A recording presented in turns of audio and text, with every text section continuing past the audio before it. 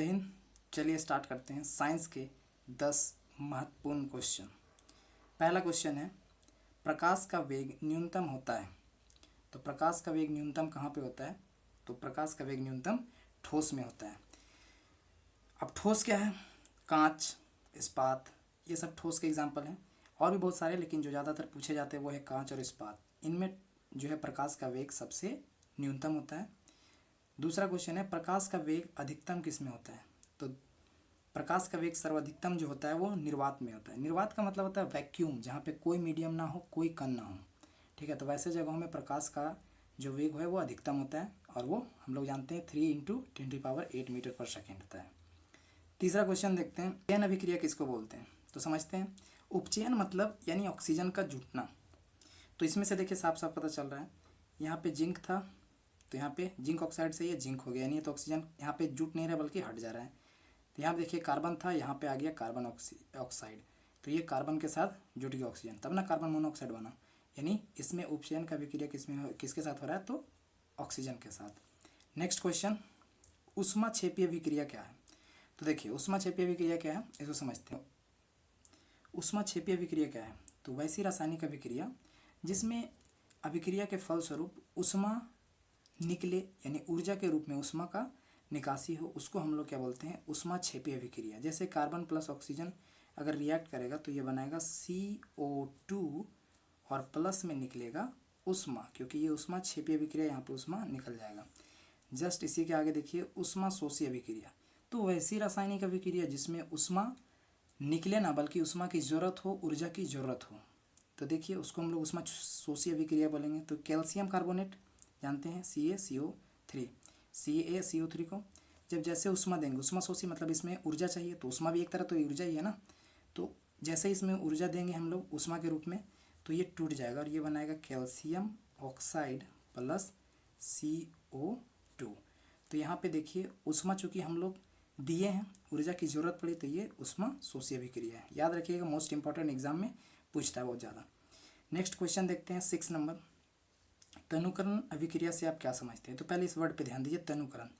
तनुकरण का मतलब होता है किसी भी विलयन को पतला करना, गाढ़ा से पतला करना।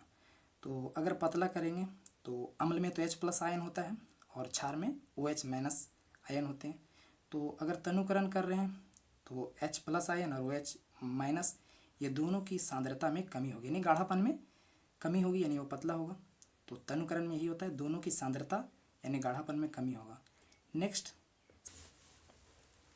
क्वेश्चन नंबर 7, सांद्रीकरण अभिक्रिया से क्या समझते हैं? सांद्रीकरण का मतलब होता है गाढ़ा करना, किसी भी चीज़ को गाढ़ा करना। तो H+ यानी अम्ल और OH- यानी क्षार, तो ये दोनों को अगर गाढ़ा करेंगे तो इसकी सांद्रता क्या होगी?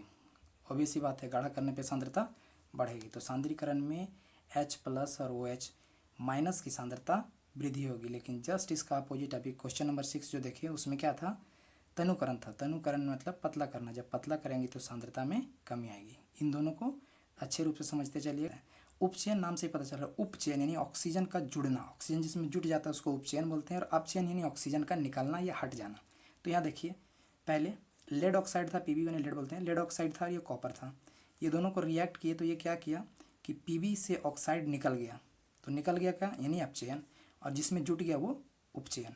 तो उपचयन किसका हो रहा है? कॉपर के साथ ऑक्साइड जुड़ रहा है ना, ऑक्सीजन इसके साथ जुटा, यानी कॉपर का यहाँ पे उपचयन हो रहा है और लेड का अपचयन हो रहा है।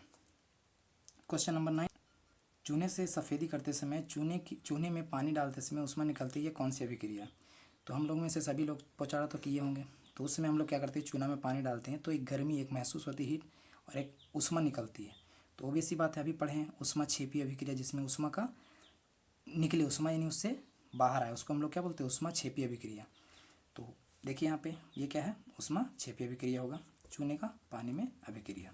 क्वेश्चन नंबर 10 की ओर बढ़ते हैं, देखते हैं प्रकाश संश्लेषण में ऑक्सीजन गैस किस यौगिक के टूटने के फलस्वरूप बनता है?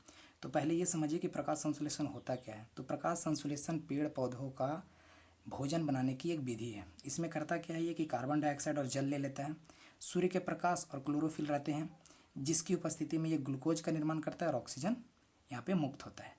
तो पूछ रहा है कि आखिर ये ऑक्सीजन कहाँ से आया, क्या यह कार्बन डाइऑक्साइड से टूटा या जल के साथ टूटा? तो याद रखिएगा जल के साथ टूटता है ये। कार्बन डाइऑक्साइड जो है वो कंपाउंड में भाग लेता है, लेकिन ये जल के साथ जो है वो टूट जाता है और ये जल वाला ही ऑक्सीजन बाहर आता है, तो इसका आंसर हो जाएगा क्वेश्चन जल। आशा करते हैं कि आपको ये अच्छी तरह से समझ में आया होगा और बेहतर तरीके से समझे होंगे। तो अगर आपको अच्छा लगा हो, थोड़ा सा भी आपने सीख पाया हो, तो लाइक करें, सब्सक्राइब कर लें, शेयर करें और कमेंट ज़रूर करें कि आपको कैसा लगा ये वीडियो। जय हिंद।